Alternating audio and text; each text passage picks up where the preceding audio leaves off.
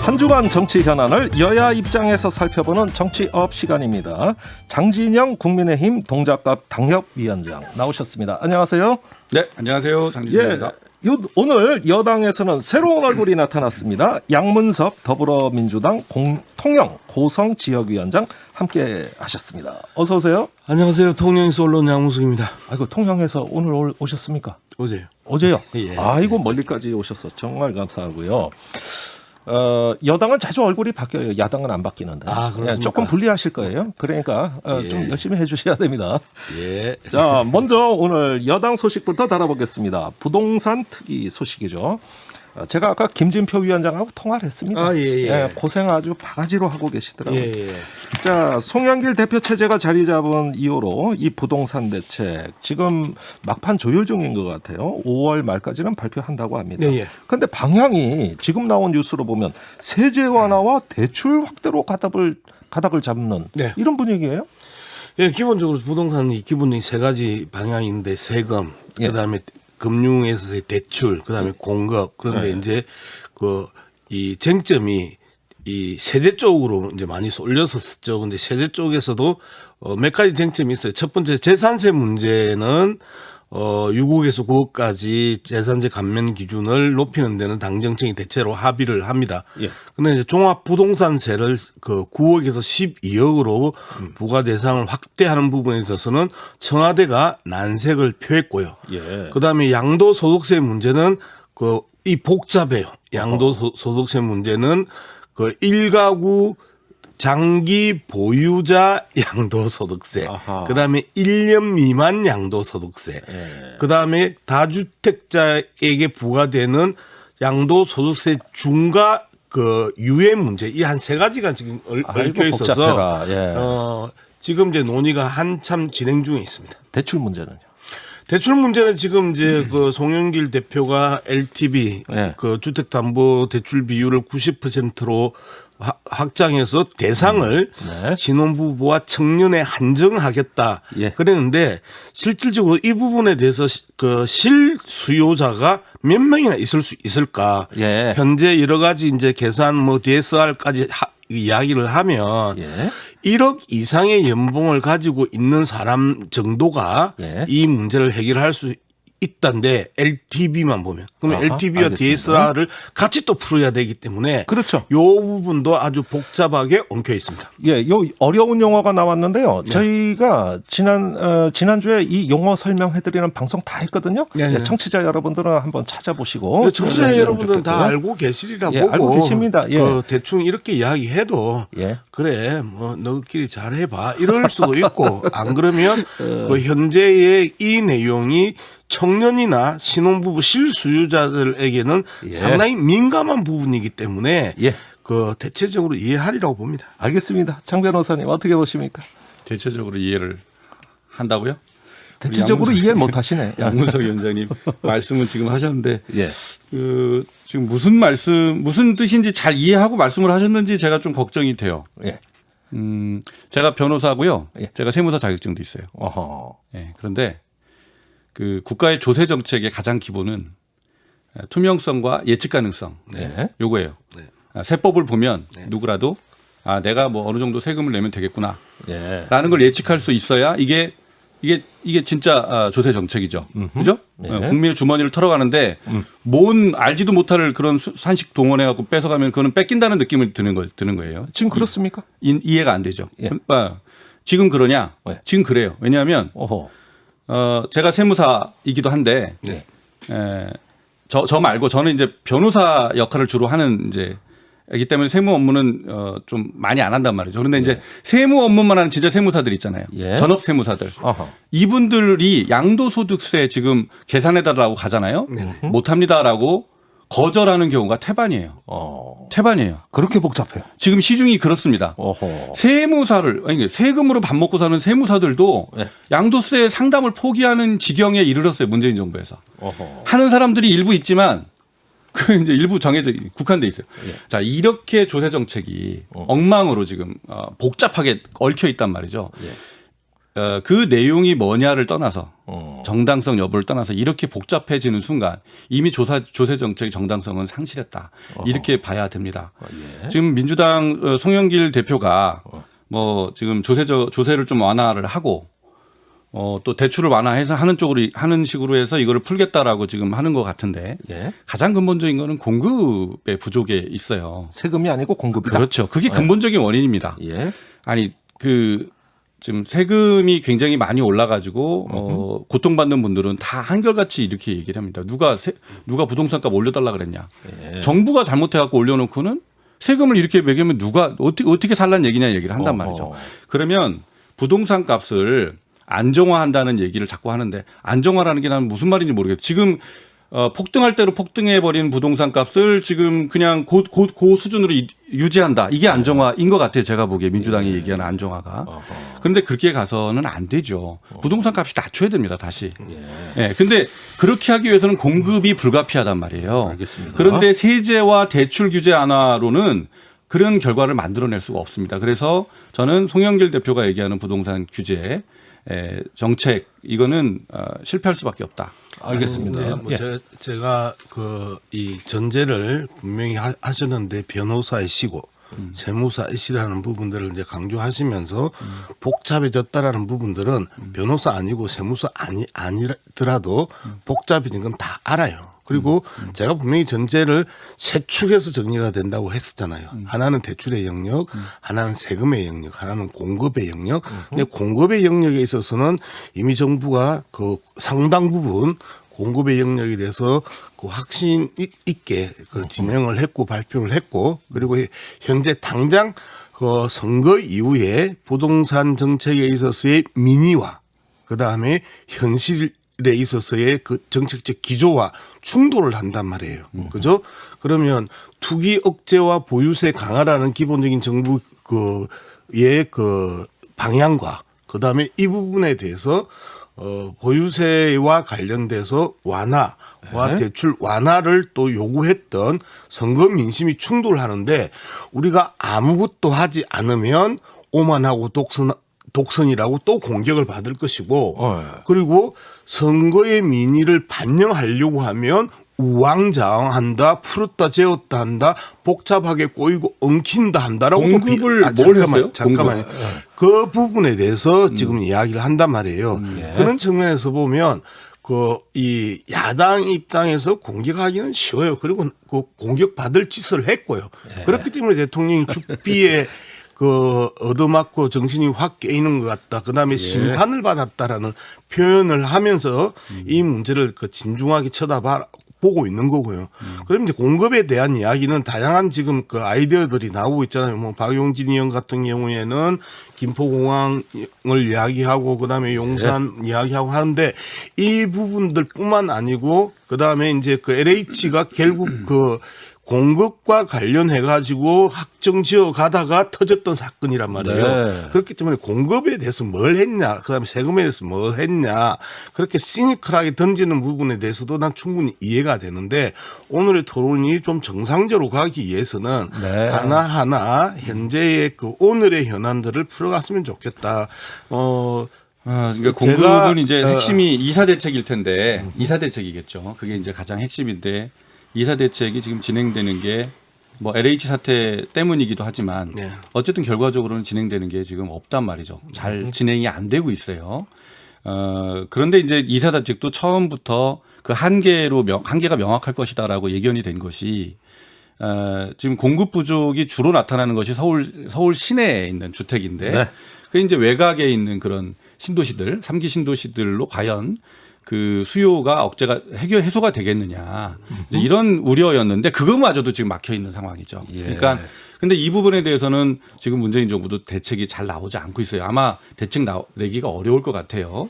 그런 점을 지적을 하는 겁니다. 오늘 이제 구청장들하고 김진표 특위위원장하고 이제 회의를 했었잖아요. 그리고 주요 지금 집값 상승이 많이 일어나는 구청장 7군데인가요? 하면서 재건축 규제 완화 문제에 대해서 대부분의 구청장들이 제안을 했고, 그다음에 이제 재산세 감면 대상은 그 지방세 재산세가 지방세임에도 불구하고 6억에서 9억 이상으로 그 기준 상향하는 부분들도 이제 이야기를 했는데 이제부터 풀어 나가는 것들을 조금 그 기다려 보자라는 부분에 대해서 그렇습니다.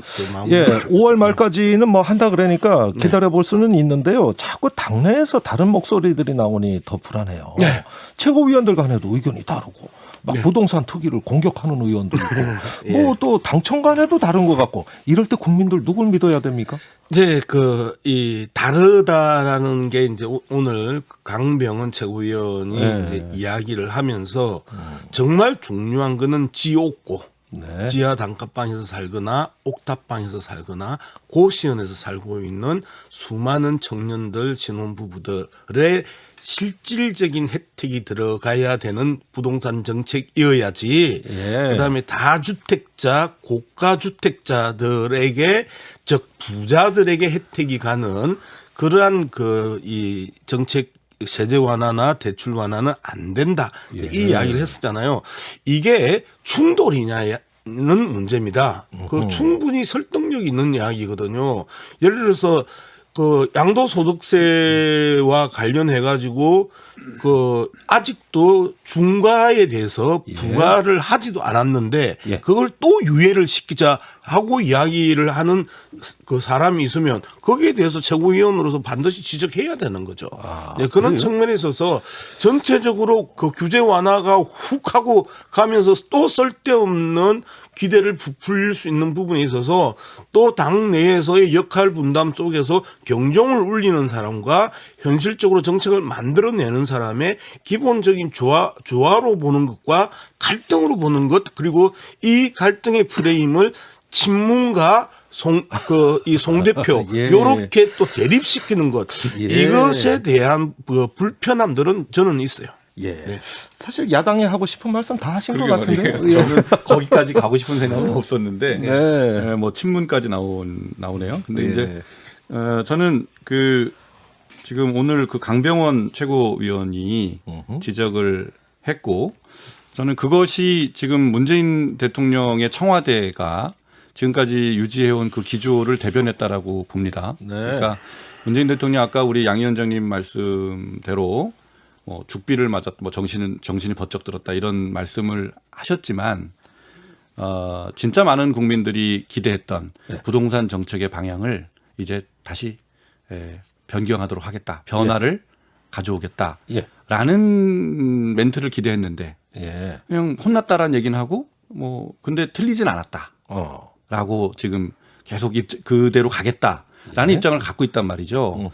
그렇다 그러면 저는 이거는 뭐 그런 기조가 가능한 뭐 세금 좀 이렇게 완화하고 뭐 이런 것들이 저는 언발의 오줌 누기에 불과할 것이다. 그리고 당청 간에 지금 이게 이제 가 쓰고 자전거 타는 그런 모양새로 굉장히 부조화스러운 그런 모양만 연출하게 될 것이다. 이렇게 봅니다. 그러니까 가장 중요한 것은 문재인 정부의 부동산 정책의 방향이 대전환이 일어나야 됩니다. 공급 부족을 인정을 하고 그다음에 정상적인 실수요를 투기 수요로 그렇게 이제 매도한 그런 부분에 대한 반성. 저는 그게 가장 필요한 핵심이다라고 봅니다. 근데 공급에 대해서 명확하게 그 대통령께서 인정을 했고 전환했고 그다음에 이제 이번에 그 기조 변화가 약간 있었죠. 조금 짧게 해주세요. 실수요자 보호라는 부분에 있어서 강한 힘을 실었단 말이에요. 그런 측면에 있어서 문재인 대통령의 특별기자회견의 입장이 바뀌지 않았다, 고집이다, 또 독선이다 이렇게 이야기하기에는 내용에 대한 충분한 이해가 없다 이렇게 성공을 얘기하시는 거 아니에요? 자, 이 정도로 하겠습니다. 아유, 이거 계속 평행선을 긋네. 자, 국민의힘 당권 경쟁으로 한번 넘어가 보겠습니다. 이게 지금 신구 대결 양상이에요. 저희도 인터뷰 많이 했거든요. 와, 그런데 아주 초선들 기세가 대단합니다. 거기에다 이준석 전 최고위원이 얼마 전에 2위라고 소식 전해드렸는데 지금 1위라는 겁니다. 이렇게 인기가 올라가요. 어떻게 보십니까? 그렇죠. 저도 깜짝 놀라고 있는데요. 이준석 최고 제가 한번 업어주고 싶어요. 굉장히 큰 역할을 하고 있고 굉장히 우리 당 입장에서는 굉장히 고마운 지금 활동을 보이고 있다 이렇게 저는 봅니다. 왜냐하면은 보세요. 그 민주당 그 전당대회 얼마 전에 끝났잖아요. 민주당 내에서도 별로 이렇게 흥행에 성공하지 못했다 이렇게 평가를 할 텐데 많은 분들이 별로 관심이 없었어요. 왜냐하면은 너무나 이제 그 익숙한 분들이 나오셔서 익숙한 얘기하고 뭐 그냥 뻔한 결과가 돼서 이제 이렇게 끝났기 때문에 별로 이제 그 드라마적인 요소가 없었잖아요. 그런데 이제 지금 국민의힘은 되게 거기에 딱 대비되게 예. 전혀 예상하지 못했던 신진들이 약진을 하고 예. 뭐 어떤 기사는 돌풍 막 이런 얘기를 하던데 예. 이제 그런 모습들을 연출을 하는 것이 우리 당 입장에서는 아마 그 역사상 처음 있는 일 아닌가 싶어요.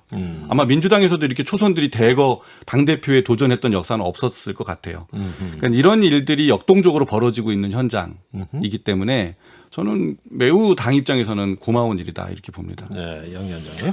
그 변동이 클 수밖에 없죠. 왜 그러냐면 지금 국민의힘이 뒤집어지고 있는 상황이거든요. 네. 영남 패권주의, 꼰대 정치, 막말 정치 이 부분에서 예. 합리적이고 이성을 가진 보수 정책 예. 이 충돌하고 있는 이런 상황이기 때문에 제가 예를 들어서 이제 그 김종인 비대위원장이 키드라고 이야기를 하는데 이준석, 김은혜 뭐 이제 이런 분들 그다음에 예. 김웅 이런 분들을 김종인 비대위원장이 키드라고 이야기를 하는데 김종인 위원장과 기존의 기성 이 정치인들 예. 국민의힘의 교집합이 거의 없었어요. 어허. 주호영 원내대표와 김종인 그 위원장이 뭐 끊임없이 사안마다 부딪혔고요. 예. 그리고 우리가 한교안 그 직전 대표와 김종인 그 위원장을 비교하면 삭발, 단식, 천막, 예. 그다음에 그 태극기 어허. 이런 부분들이 싹 걷어져 나가면서 어허. 합리, 중도, 정책 이렇게 키워드가 바뀌었거든요. 그 키워드를 받아서 더 창조적으로 현장 정치에 접목시키려고 하고 이슈를 가지고 그 쟁점화 시키려고 하는 그 후보들이 지금 김웅, 이준석 이런 그 이 당대표 후보들이란 말이에요. 예. 정치가 이제는 정상 범위 안에서 예. 정상화되고 있다. 아하. 민주당은 그럼 왜 드라마틱하지 않냐? 상당히 안정적이고 예측 가능한 그 정당으로서의 역할과 스펙트럼들이 수많은 갈등과 그 고통 속에서 예. 많이 걸러지고 해서 당 정체성에 대한 전체적인 안정감이 깎여왔고 예. 그리고 지금은 국민의힘은 신진 세력과 구세력 간에 있어서의 지역주의가 충돌하고 세대가 충돌하고 그다음에 이념과 노선이 충돌하면서 예. 경랑 속에서 거듭나고 있는 과정이라고 저는 이제 보는 거죠. 저는 알겠습니다. 아주 좋게 평가하고 있습니다. 예, 이 부분은 반론이 있으실 리가 없어요. 예, 그런데 굉장히 정확하게 잘 보고 계십니다. 예, 이상하게 오늘 또 예. 갑자기 분위기가 안 좋았는데 좋아지네. 참 희한해요, 토론이라는 게. 자, 그런데 장 위원장님 그 나경원 전 의원하고 친하시잖아요. 그 출마설이 있어요. 그러면은 아무래도 또 중진의 파워가 나온단 말입니다. 예. 그런데 이렇게 변화하려고 그러는데 예. 또 중진의 파워로 밀어붙이면 다시 도로 옛날로 갈 수도 있는 거 아니에요? 어떻게 보시는 거예요? 저는 이제 그 한 판이 벌어지는 거죠. 한 판이? 네, 한 판이 그야말로 한 판이 제대로 벌어지는 우리가 이제 그렇게 보게 될 거다라고 저는 생각합니다. 나경원 대표는 뭐 거의 결심 단계에 있는 것 같아요. 예, 예. 결심 단계다. 예. 그래서 아마 곧 소식이 들리지 않을까 싶습니다. 네. 예. 지난주에 제가 나와서 굉장히 괴로울 정도로 고민하고 있다. 이제 예, 이런 그 얘기 했잖아요. 하셨죠? 네. 알겠습니다. 그 결과가 이제 나온 것 같고 곧 아마 기사를 보게 될 거다. 아니, 장 위원장님께 한 가지 더 질문 드리고 싶은 게 이제 나경원 의원은 거의 결과가 지금 뭐 가닥이 잡히는 것 같고요. 네. 지금 이번에 전당대회 본질이 영남대 비영남이냐 아니면 신세대와 구세대냐 이렇게 교차하고 있어요. 어느 게 본질입니까? 저는 뭐 다 그런 면이 있다고 봅니다. 그러니까 지금 당대표 후보 되게 많이 나오셨잖아요. 뭐 한 8명 이렇게 되는데 이제 스펙트럼을 좀 보면요. 크게 이제 나누면 그룹이 수도권 신진 그룹이 있어요. 예. 그리고 기존에 이제 영남의 중진 그룹이 있어요. 요 두 그룹 간의 이제 충돌이고 경쟁이다 이렇게 보거든요. 네. 예, 그렇게 돼 있죠. 근데 지금 일반 여론조사를 하면 당은 수도권의 개혁 정당으로 가야 된다라는 여론이 굉장히 높은 것 같고요. 네. 당원들의 제1의 그 소망은 정권 교체입니다. 예. 정권 교체를 성공적으로 이룰 수 있는 그런 실력이 누구한테 있느냐를 예. 가장 제일 요소로 볼 거라고 보거든요. 그렇군요. 그러니까 이제 여기에 누가 더 적합하냐를 보여줘야 되는 거죠. 후보들 입장에서는. 알겠습니다. 네, 저는 이제 여기 한 개 이제 더 보는 게 지역주의, 영남 패권주의라고 이제 말씀드렸는데 영남 패권주의 대 영남 패권주의는 민주당 안에서 있는 건 아니에요. 그런 이제 지역주의의 충돌도 그 하나의 중요한 요인이지만 이데올로기와 보수 정책의 싸움이에요. 반공, 반북, 친미, 그다음에 반노동, 친재벌 이러한 형태의 그 단단히 쌓여 있던 그 기존의 영남의 이 알겠습니다. 의원들과 그다음에 수도권의 젊은 의원들이 그 젠더 뭐 이런 불평등, 작은 뭐 약자. 그 이슈부터 시작해서 보수 색깔을 씌우면서 일상에서 실생활에서 실사구시하는 그 보수 정책들과의 충돌이거든요. 그렇군요. 그렇기 때문에 노선도 충돌되고 있고 그다음에 기존의 정치 행태도 충돌되고 있다라는 측면에 있어서 엄청난 경랑이 보인다 이렇게 보는 거죠. 지금까지는 그렇고요. 자, 이제 대선이라는 장도의 관점에서 제가 드리는 질문에 조금 답을 해 주셔야 되겠는데 한 1분 정도로 미안하지만 짧게 좀 해주세요. 처음 나와가지고 앞으로 자주 나오시면 됩니다. 홍준표 전 의원 복당이 이슈인 가운데 서울시당위원회가 복당을 의결했어요. 지금까지 신고 이런 어떤 그 전환의 어떤 몸부림이라 그랬는데 이런 일이 있으면 어떻게 전당대회 영향이 있을까요? 전당대회 그 상당한 충격이 나는 있을 수밖에 없다고 생각을 해요. 홍준표의 복당, 나경원의 출마 이 부분들이 그 더 센 파도의 높이를 가지고 있느냐. 안 그러면 이준석, 김문, 김은혜, 김종인의 키드들이 현재 지지율을 더 이 디딤돌로 삼아서 튀어오를 수 있느냐. 요게 이번 주와 다음 주에 관전 포인트의 핵심이지 않을까. 국민의 힘을 관전만 변하는 과정에 있어서는. 알겠습니다. 우리 장 변호사님. 확실히 국민의힘의 전당대회가 관심이 진짜 끌고 있는 것 같아요. 양문석 위원장님 정말 정확하게 잘 분석하고 계세요. 저런 점에서 것만 봐도 하여튼 지금 전당대회 굉장히 흥미롭게 진행이 될 거다 이렇게 보는데요. 하는데 그렇게 비꼬지는 마시고. 아니요. 비꼬는 거 아닙니다. 진짜로. 아니, 요거는 잘 보셨다 그랬어요. 비꼬는 거 아니에요. 절대로. 그런 건 아니고. 근데 질문이 뭐였죠? 거의 다 됐습니다. 홍준표. 결론만 내려주세요. 서울시당, 아마 빨리 결론이 나지는 않을 거다. 이게 결론입니다. 비대위에서 의결을 해야 되는데 비대위 지금 구성원들은 김종인 전 비대위원장하고 같이 했던 식구들이에요. 근데 김종인 비대위원장의 의사가 워낙 확고했기 때문에 지금 빨리 결정하는 일은 저는 없을 거라고 봅니다. 그럼 전당대회 끝나고 비대위가 해소되면 그때는 어떻습니까? 아마 이제 전당대회 이후에 새로 선출된 지도부한테 일임하는 형식으로 그렇게 이제 가지 않을까. 그 절차는 알겠는데 전망. 글쎄요, 좀 그 당대표가 누가 되느냐가 되게 중요한 요소죠. 최고위원이 누가 되느냐. 그것이 개혁 노력에도 앞으로 아마 영향을 미칠 거라고 변수가 봅니다. 될 거다. 오늘 서울시당에서 하는 것은 일종의 통과 절차입니다. 알겠습니다. 자, 두 분 토론 아주 재미있었습니다. 양문석 위원장, 장진영 당협위원장이었습니다. 오늘 말씀 감사합니다. 고맙습니다. 즐거웠습니다.